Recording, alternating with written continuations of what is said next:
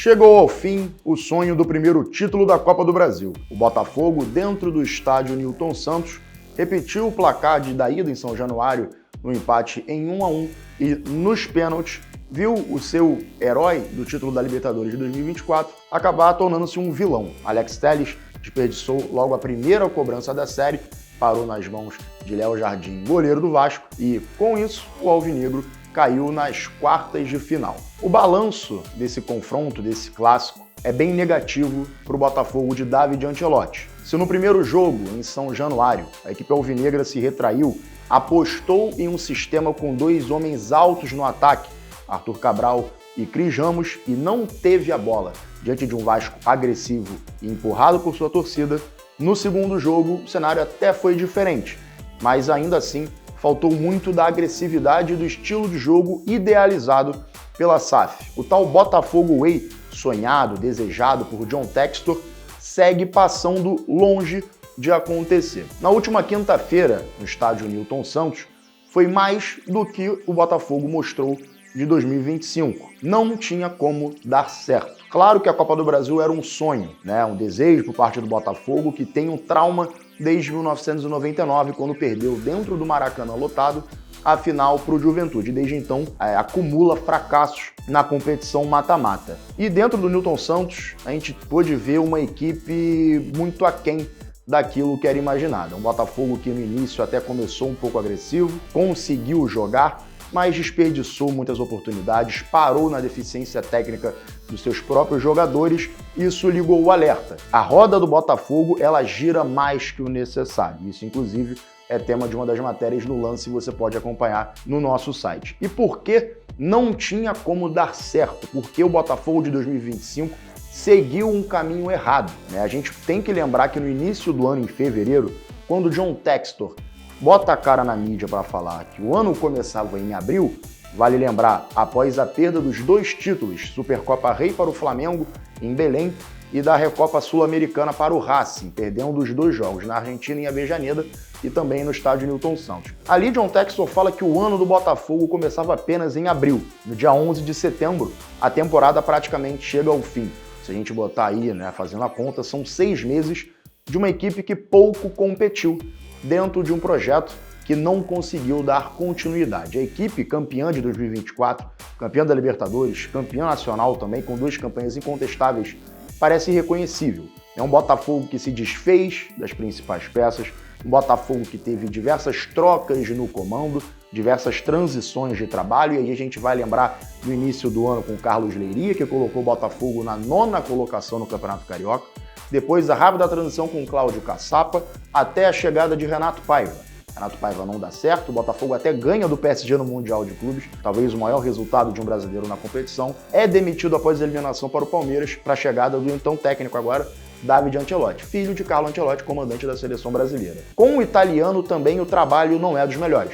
O Botafogo, ainda que no Campeonato Brasileiro mostre uma força fora de casa, encontra muita dificuldade em conseguir progredir o seu jogo, conseguir evoluir nos seus domínios. É um futebol pobre, dentro daquilo que a gente se acostumou a ver do Clube da Estrela Solitária. A SAF, e isso foi realmente uma parte que John Textor assumiu após a eliminação para o Vasco, tira 2025 com uma grande lição. O futebol não começa na metade da temporada. A temporada não pode ter início no mês de abril. Se os seus rivais estão disputando competições desde fevereiro, você, ainda que não priorize o campeonato estadual, precisa olhar no longo prazo. Se começou em abril, acabou em setembro. E tem mais um ponto. A eliminação do Botafogo na Copa do Brasil não só frustra uma torcida que colocou, né? Ali o Newton Santos teve mais de 40 mil torcedores para o clássico com o Vasco, mas ela também coloca uma pulga atrás da orelha do torcedor do que será o Botafogo em 2026. Ok que a campanha no Campeonato Brasileiro indica um cenário bem positivo para ficar entre pelo menos os 6 primeiros, que vão então para a Libertadores, né? Os 4 primeiros ali para a fase de grupos e o 5º e o 6º para a chamada pré-Libertadores, as 2 fases preliminar. O Botafogo, para disputar a próxima Copa do Brasil em 2026, precisa estar na lista de classificados para a Libertadores. Por que, Bessa? Vamos lá. Botafogo não conseguiu a classificação via Campeonato Carioca. Mais um dos problemas da temporada, mais um dos problemas do planejamento da SAF comandada por John Textor. O 9º lugar no estadual deu ao Botafogo uma posição muito ruim dentro da classificação para o mata-mata, né, a Copa do Brasil de 2026. Os outros 3 rivais já estão classificados. E na ordem de prioridade, elas vão para os clubes melhores colocados, então, no campeonato estadual. Para ir para a próxima edição da Copa do Brasil, o Botafogo precisa garantir a classificação para a próxima Libertadores. Então, até o final do ano no Campeonato Brasileiro, que teve o seu término antecipado para o dia 7 de dezembro, o Botafogo precisa estar entre os 6 ali que vão para a Libertadores. Claro que essa lista de clubes classificados para a competição continental pode aumentar, caso o Flamengo, Palmeiras, enfim, clubes que estão dentro do G6 vençam alguma competição que dá a vaga direta para a Libertadores. Então, um exemplo, o Flamengo lidera o Campeonato Brasileiro até o final e fica ali entre os 6. Ganhou a Libertadores, abriu mais uma vaga. Ou o Palmeiras, ficou também na mesma condição, ganhou a Libertadores, abre mais uma vaga. Ou o Cruzeiro, que também está no G4, ganha a Copa do Brasil, abre mais uma vaga na Libertadores. Essa é a condição do Botafogo. Mas se a gente for fazer um balanço, né, do que foi o 2025 até então, desse projeto que é audacioso, que vai sim reestruturando um clube glorioso e que passava por graves problemas financeiros, a gente não pode deixar de pontuar os erros. Né? É um 2025, mais uma vez, pontuando as trocas de comando, as trocas no elenco. Se em 2024 o Botafogo tinha um time muito forte, em 2025 o que a gente vê é um plantel que não conseguiu se firmar. É o Botafogo trocando o pneu com o carro andando. E aí a gente pode listar algumas vendas ao longo da temporada. Pelo menos as 3 principais ali logo no meio do ano.